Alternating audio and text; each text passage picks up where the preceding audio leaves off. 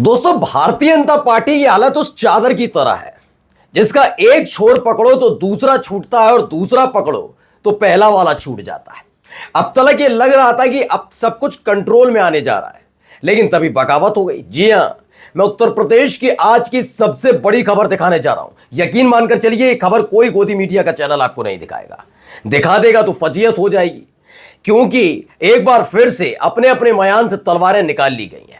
और ये तलवारें फिर उन्होंने ही निकाली हैं जो पिछले बरस लोकसभा चुनाव के बाद एक मुख्यमंत्री बनने की सोच रहे थे और एक मुख्यमंत्री बने रहने की सोच रहे थे।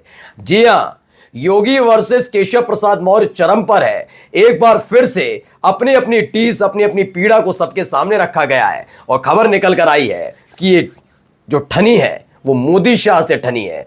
क्या कुछ हुआ, आज मैं एक एक खबर आपको दिखाने जा रहा हूं। नमस्कार, मैं हूं प्रज्वल गौतम और आप देख रहे हैं टाइम्स एक्सप्रेस।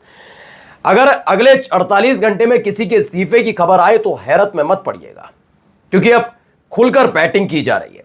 यह बैटिंग की शुरुआत उत्तर प्रदेश से नहीं हुई थी, यह हुई थी झारखंड से।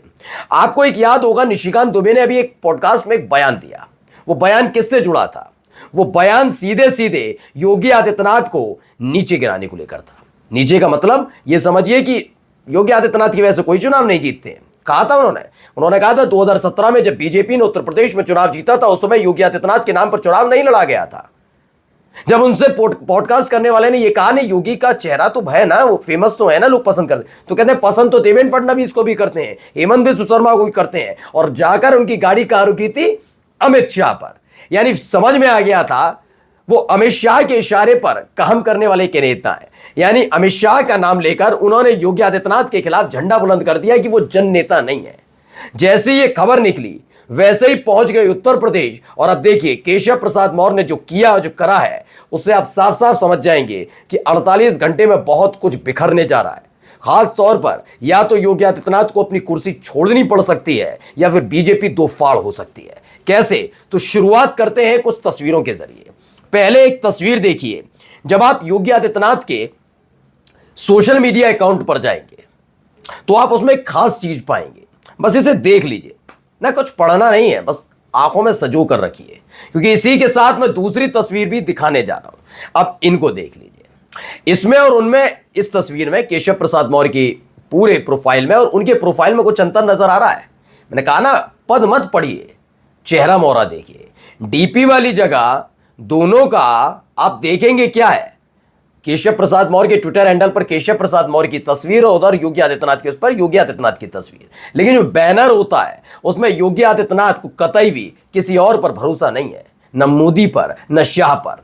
सिर्फ खुद के नाम और खुद के चेहरे की चेहरा लगा रखा है। चाहते तो बीजेपी के तमाम नेताओं के साथ अपना चेहरा लगा लेते, लेकिन नहीं। लेकिन केशव प्रसाद मौर्य ने बता दिया वो किसके विश्वासप्रद है। और मैं ऐसा ही नहीं कह रहा हूं, आप केशव प्रसाद मौर्य का एक दिन, 2 दिन, 4 दिन, हफ्ते भर की एक वीडियो देख लीजिए। ट्विटर हैंडल खंगाल लिए जाइए, दिखाऊंगा वैसे तो मैं, लेकिन आप हफ्ते भर का देख लीजिए खंगाल कर। आपको नजर आ जाएगा मोदी शाह, शाह मोदी, मोदी शाह, शाह मोदी, सब नजर आता है। लेकिन कहीं योगी आदित्यनाथ नजर नहीं आते। योगी आदित्यनाथ ने इतने दिनों में, 7 दिनों में कुछ ऐसा नहीं किया क्या? कोई ऐसा उद्घाटन नहीं कर पाए क्या? क्या कोई ऐसी योजना नहीं दे पाए क्या कि योगी आदित्यनाथ के किसी एक खबर को उन्होंने रिट्वीट किया हो? लेकिन मोदी शाह की एक एक खबर उन्होंने कहां खांसा, कहां पलकें, जब कहीं सारी चीजें केशव प्रसाद मौर्य ने कर रखी हैं। लेकिन बात सिर्फ इतनी भर नहीं है।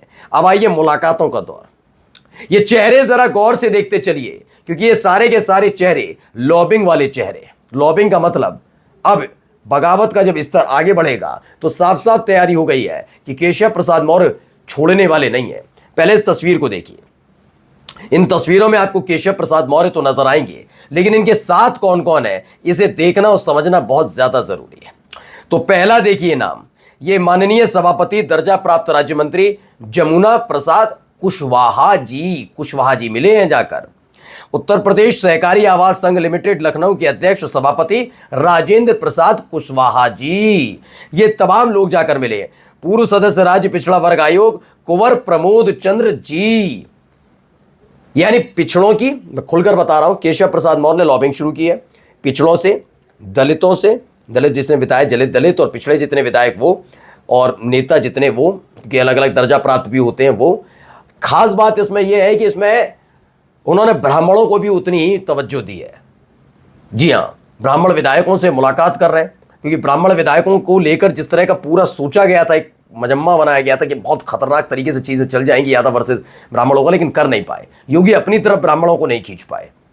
अब ब्राह्मण नाराज तो है यादवों से, लेकिन हकीकत बात है कि उनको भरोसा ही योगी आदित्यनाथ में नहीं, इसलिए ब्राह्मण ज्यादा विधायक मुलाकात नहीं कर रहे। इक्का दुक्का छोड़ दीजिए। कुल मिलाकर लॉबिंग शुरू हो चुकी है। ये लॉबिंग की दूसरे हालात देखिए। जगदंबिका पाल जी, पूर्व केंद्रीय मंत्री भानु प्रताप सिंह पर मत जाइए, वर्मा जी, मैं आपको इसीलिए डॉक्टर GS धर्मेश जी और ये तमाम लोग मुलाकात करने, देखिए राजबाबू उपाध्याय जी, ठाकुर साहब मुलाकात नहीं कर रहे हैं। ज्यादातर ठाकुर विधायक केशव प्रसाद मौर्य से मुलाकात नहीं कर रहे हैं, और जो ब्राह्मण विधायक हैं, पिछड़े विधायक हैं, दलित विधायक हैं, दलित नेता हैं, पिछड़े नेता हैं, ब्राह्मण नेता हैं, वो योगी आदित्यनाथ से मुलाकात नहीं कर रहे हैं। ये पिछले 24 से 48 घंटे का तो डेटा दिखाया, पुराना डेटा भी उठा लीजिएगा।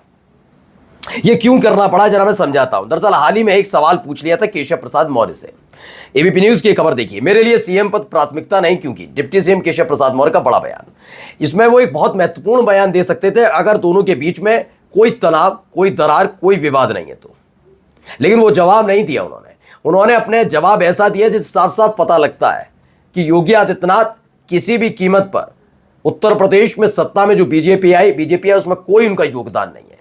उन्होंने बिल्कुल निशिकांत दुबे की तरह बता दिया कि योगी आदित्यनाथ की बदौलत उत्तर प्रदेश में बीजेपी नहीं आई है, ये मोदी की वजह से आई है, ये उन लोगों की मेहनत की वजह से आई बीजेपी, योगी आदित्यनाथ का कोई योगदान नहीं है। यहां पर भी कुछ ऐसा ही है, सुन लीजिए।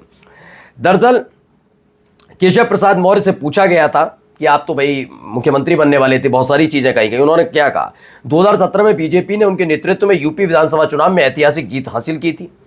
दरअसल 2017 में आपको बता दूं कि ये प्रदेश अध्यक्ष थे केशव प्रसाद मौर्य बीजेपी के।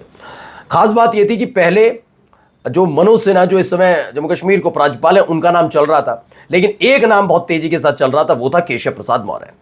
चूंकि केशव प्रसाद मौर्य मोदी शाह के खास थे, लेकिन चूंकि 2019 के बाद मोदी और शाह आरएसएस की छत्र छाया से बाहर आए और चुनाव 2017 में हुआ था, तो आरएसएस ने अपनी चलाते हुए योगी आदित्यनाथ का नाम आगे करवाया था। उस समय झुक गए इनको। 2019 के बाद इन्होंने 2022 में बहुत हाथ पांव मारे, लेकिन योगी आदित्यनाथ पहचान गए कि उनकी राह में रोड़ा एक ही व्यक्ति है, नाम है केशव प्रसाद मौर्य।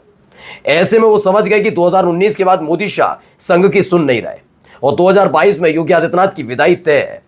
तो खेल एक खेला गया। सिराथू सीट से चुनाव लड़ रहे केशव प्रसाद मौर्य चुनाव हार गए। वो आज भी जानते हैं कि वो चुनाव हारे नहीं थे, हरवाए गए थे। वो कहते हैं अंदर से खाली चर्चा है।